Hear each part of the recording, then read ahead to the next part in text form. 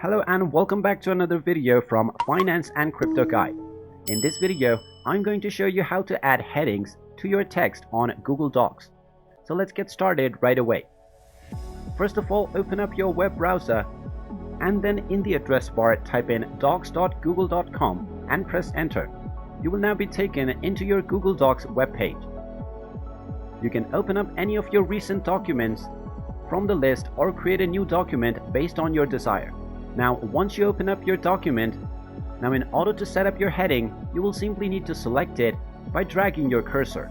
After you select your desired heading, just look up alongside the fonts and you will see Normal Text drop-down menu. This is the text style menu, so click on the drop-down and now you can select from title, subtitle, headings and everything else. Now you have 3 different templates for headings, and since I want this to be the main heading, I'm going to click on heading 1. And now as you can see, the text that I selected has become a heading. You can also click on the show document outline menu and you will see that your heading has now displayed in an outline. And that is how easy it is to set up heading on Google Docs.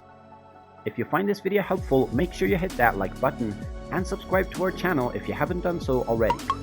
Also ring that notification bell to never miss another update from us. Thank you for watching and I will see you again in the next video.